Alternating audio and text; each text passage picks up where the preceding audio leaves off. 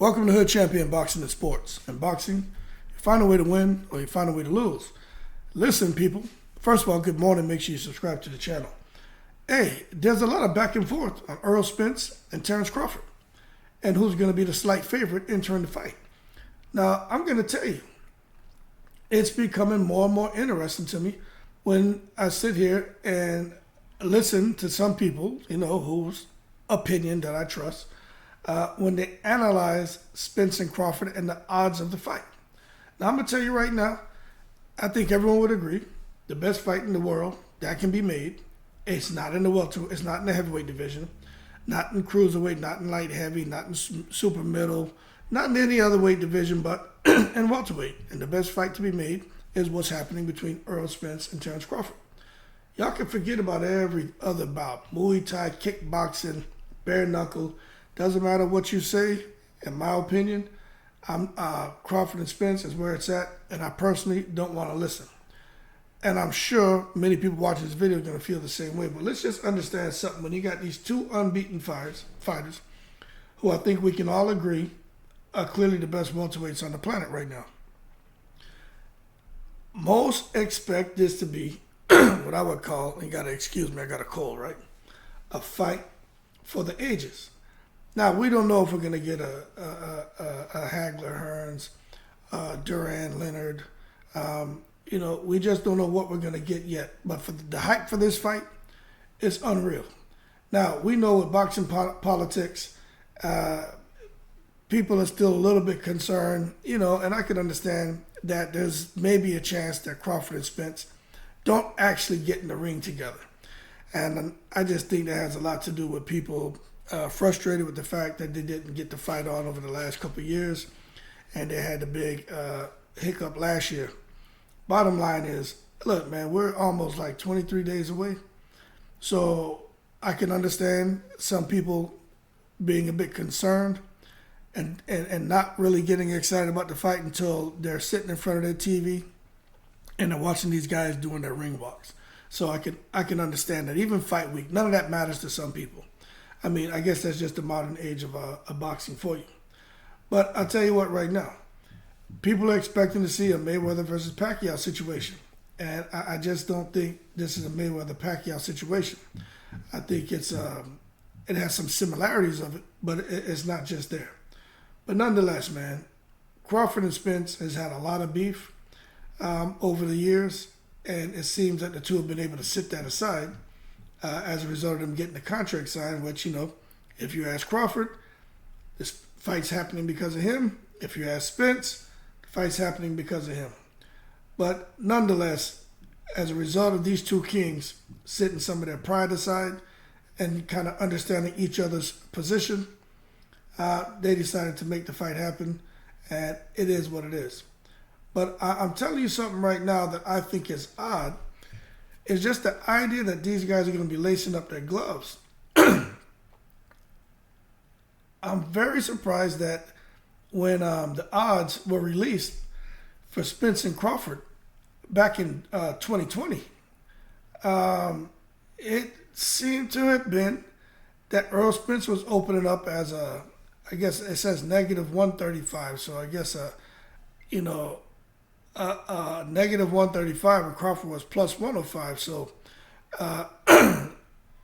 what that tells me is that at the time, Spence was a slight favorite to beat Crawford. Now, I'm going to tell you this right here. What's happened since then is Crawford has gone on to be the betting favorite. Okay? At how do they say this shit, man? Under 120. So nonetheless, that's where Crawford was. But you need to understand that a lot of people are changing their minds on Terrence Crawford as far as him being the favorite to win. It's a lot of boxing experts, a lot of these different sites when it comes to tracking odds. You're seeing those numbers shift. And I can't really understand why those numbers are shifting. And I guess it's going to continue to shift And we're even going to see that happen as the fight goes on. You're going to see, you can see sometimes, man. Now, I'm not a betting guy, so you got to excuse me for not being able to intelligently talk this gambling crap. But what I'll say is I do notice that whoever's the betting favorite, you can see those numbers kind of fluctuating sometimes during the fight, which means people are obviously putting money into it. But that still is a little crazy to me because I don't understand all that gambling crap because I don't. But if someone enters the fight at, let's say, a negative, 130, right? And then by round 6, they're like a plus 50, a plus 100. Like, they may be losing the fight, but how do those numbers start to shift? See, I don't understand that. But the bottom line is, man, when you got these, when you talk to any knowledgeable boxing fan who respects Spence and Crawford, I think initially people were concerned with Earl Spence in the car accident and saying that as a result of that, they just don't feel that Earl Spence is his old self, the guy who people had as the betting favorite going in the fight against Crawford. It seems to be that since that car accident, and, even Glenn Johnson, which I was surprised, he went on record and said that Earl Spence hasn't looked the same since the car accident. And to that, I got to say to Glenn Johnson, hold your horses. Don't take it to the stupid. I don't know what the hell fights he's been watching of Earl Spence, but since the car accident, Earl Spence has stepped up in competition, and Earl Spence has still done the business. I really don't know what the hell Glenn Johnson is talking about, because before the car accident, Earl Spence wasn't fighting no damn Sean Porter. He wasn't fighting no damn your Danish Yugas. He wasn't fighting no damn Danny Garcia. So I think Glenn Johnson, man, it kind of put his foot in his mouth. Also, I'm surprised he said anything about favoring Terrence Crawford over Earl Spence, saying that Glenn Johnson's Jamaican. That's crazy to me, man. But anyway, when it comes to Terrence Crawford and Earl Spence and the attributes, hey, I mean, some people really compare these guys to the fighters of the past and say these are two of the greatest fighters they've ever seen. Now, what I will tell you is when you talk about speed, movement, killer instinct, I mean, if that's a factor and that's what's being weighed in to who's going to be the betting favorite, speed, movement, killer instinct. I mean, it just depends on what you're looking at. But I will tell you that there are a lot of people changing their stances on who they think is going to win the fight. Before, people were looking at early this year, looking at Crawford, his accuracy, his ability to make adjustments, being a switch hitter. And I'm going to tell you this right now, man. All that's great. But why are some people just sitting that aside? You even had guys like Bernard Hopkins coming out here, man, and changing the way he feels. Guys at the Mayweather gym changing the way they feel. And I guess you could kind of understand people kind of being on the fence because it just depends on how you look at the fight. But nonetheless, no one really knows what's going to happen. Because if you're willing to put your money on Spence or Crawford based on their reputation, based on their potential, based on their marketability, based on which one you think is actually proven, which one you feel has actually fought the elite opposition, and which one you feel has been able to rip through their opponents since they turned pro. I mean, that's a lot to try to digest, man. But at least you're, critically, thinking about who you think is going to win and why you think they're going to win. You understand? And when you look at it like that, to me, I mean, it's a 50-50 fight. Now, for those people who are out there trying to rip Spence, and trying to rip Crawford, I don't think it's fair to compare them to a Mayweather, a Hearns, a Sugar Ray Leonard, right? Those guys are just in their own lanes. And even if Earl Spence and Crawford fight, and they say they do a trilogy, and one guy gets 2 wins, the other guy gets 1 win. I mean, it's good to put them in the talks with a Sugar Ray Leonard, a Hearns, Hagler, Duran, just the fact that these guys fought each other. But as far as saying that these guys would have competed against the Ray Leonard, Tommy Hearns, would have defeated Floyd Mayweather, I mean, I got to say hold your horses and stop taking it to the stupid, right? They have the opportunity right now to place themselves in a huge fight, which they've done, and then to go on and do bigger things, probably in a different weight class. But nonetheless, I don't understand how any of that could factor into somebody changing their position as far as feeling that Earl Spence now is going to beat Terrence Crawford. Maybe it was the face-off. Maybe the fact that you see an Earl Spence in a lot of pictures where you can see obviously the transformations taking place. Maybe some people think that Earl Spence is taking this more serious. Let me tell you something. I'm not picking Crawford. I'm not picking Spence. I think it's a 50-50 fight. I don't gamble. So, again, I can't intelligently speak to that crap.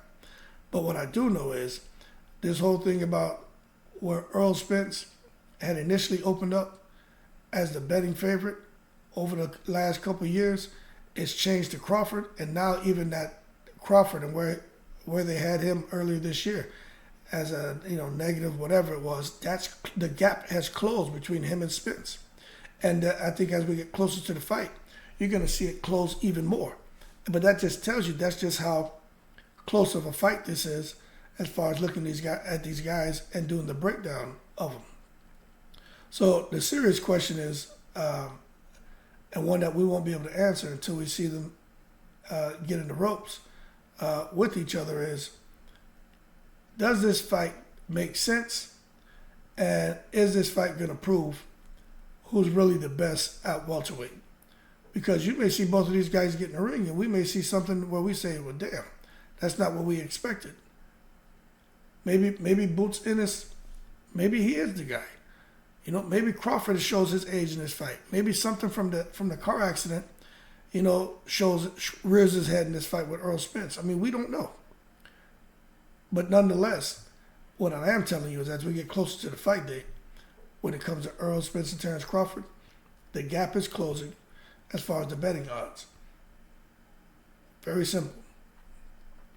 That being said, we're going to see what's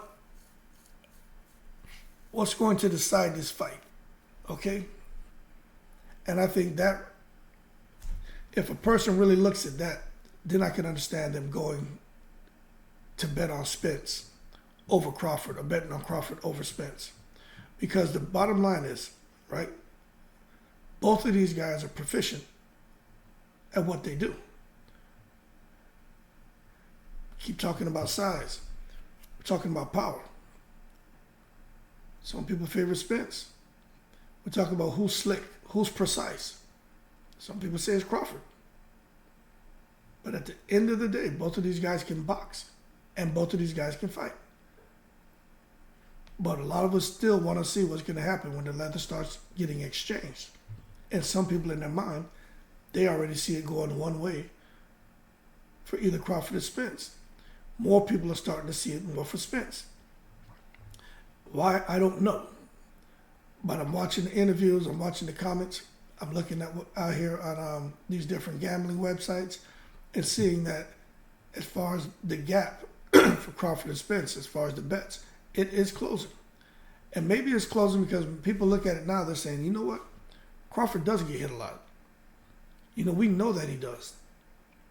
But he's an absolute dog. He's as relentless as they come. And when you hit Crawford, which you can, he's going to hit you back. And once he goes into the phone booth and turns into Southpaw Man, the fight normally ends. But we'll see if Spence can land a big shot, and if he can actually get another man down. But I'm just not sure that's going to happen because Crawford's just an excellent technician who utilizes patience, which could backfire on him, messing around with Earl Spence with his work rate. But he utilizes that patience to kind of, chip fighters apart. And eventually, it's kind of like, you ever see somebody, man, who's picking a lock, move, twist, turn until they find the sweet spot, right? and then they eventually pop that lock. And that's kind of how Crawford is. He's like a lock picker. You know, he's moving, he's twisting, he's turning, and then, you know, as the fight goes on, eventually pops the lock and fight ends. But I'm going to tell you right now, as the fight goes on and on, we're going to see who can use their skills to break each other down, since that's something they both say they're capable of doing, and Spence is adamant that he's going to do that to Crawford. But we're going to see size, power, and I would say they're both slick, powerful, speedy southpaws, because they both are. But there's a lot going on in this fight, and if you guys are wondering who's going to win, and you guys are willing to put money on it, well, at least make sure that you do the right analysis, because I hate to see somebody lose a whole bunch of money. Because I'm telling you, in my opinion, it's truly a 50-50 fight. But a lot of these boxing experts are changing their minds on it, and you can see it's being reflected on these different gambling sites, because that gap is closing every single day as we get closer to this fight. That being said, y'all keep cool. Shout out to the veterans, all 7 continents. I'm in the breeze.